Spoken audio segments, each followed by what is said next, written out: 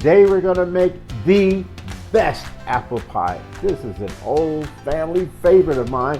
My mother made it, my grandmother made it, and now you're gonna make it because I'm gonna show you how to do it. It's so great. Please leave in the comments anything that you have. Maybe you've got some family recipes that you'd like to share, some comments about what we're doing today. Love to hear it, and definitely you gotta subscribe because we've got so many great things coming up that you don't want to miss any of it. And always be sure to leave a comment and like us. It's so very important. Now let's go ahead and just stir all of these ingredients. I'm going to place my knife right there in the center and then cut it in quarters again.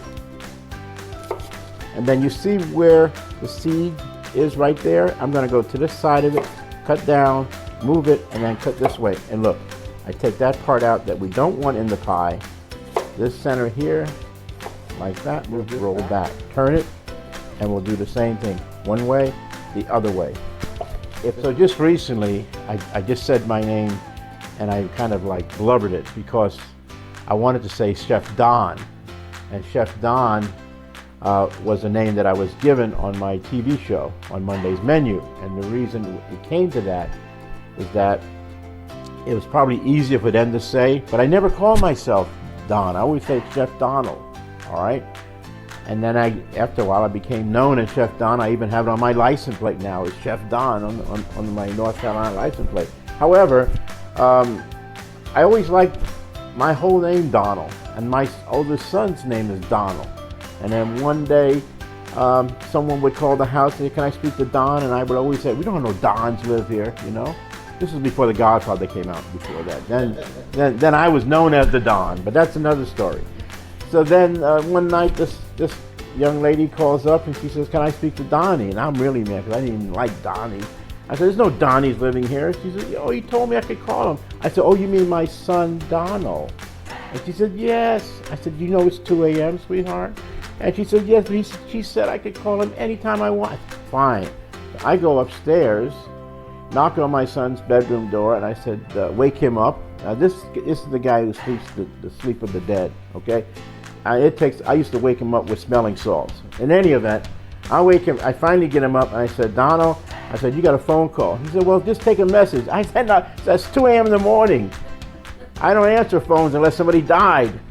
I woke him up, and he talks to her, and he says, "Call me back later." He hangs up the phone. So there you go. I don't know. He was in the Marines and he was doing. After you finish your normal term and then you go into reserves, so you had to go to reserve meeting once a month. And I told you he sleeps the sleep of the dead. Well, he woke up late one morning, and now he's driving to his meeting. As he's driving to his meeting, my phone rings, and it's probably 8 o'clock, maybe 8:30. His sergeant is calling. And his sergeant says, "Donald." Well, my name is Donald. I said, "Yes." And then he began a whole string of 4-letter words that you wouldn't pronounce in front of your mother, right? And after about 2 minutes of blasting me, and I'm listening to him, and I said, "I don't know why you call me at 8:30 in the morning. I'm still in bed. Who the heck you think you are?" And then he gets on again. And then finally, I guess a light bulb goes on in his head. And he says, "Is this Corporal Don McMillan?" I said, "No, this is Corporal Don McMillan's father." "I'm sorry, sir. Could you please tell your son that I'd like to speak to him?" I said, "He's on his way to the meeting. Thank you. I'm sorry to have bothered you." So you see, it's good to have the same name. So there's a long story about Don. Anyway, I was just going to say Chef Don, and then I added McMillan because Andrew said you got to say Chef Don McMillan because that's easier to research. There's a lot of Chef Dons out there, right? We don't have to worry about greasing our pan because there's a lot of fat in the dough already. But we do want to pick it up and put it right there in half and fold it over. If the dough breaks a little bit in the middle, we just patch it up with our fingers. It's just that easy. Great filling, get all of that good right in there. And the last thing that I do is add 2 tablespoons of butter into the pie because that's what my mother would do. Your John Wayne cutter and make a series of slots right there.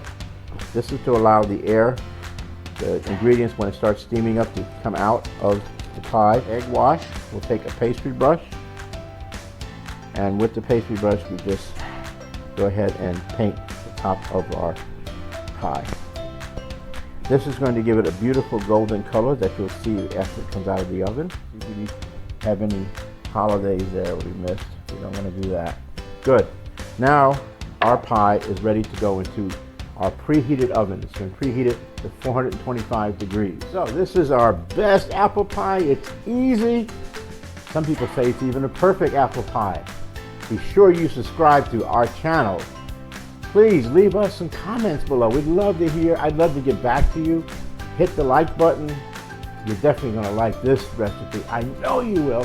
We've got so much cooking videos that are coming up. They're lots of fun, and we want you to be part of that. You need the recipe. It's in the description. And remember that, as always, our recipes are simple and, of course, they're delicious.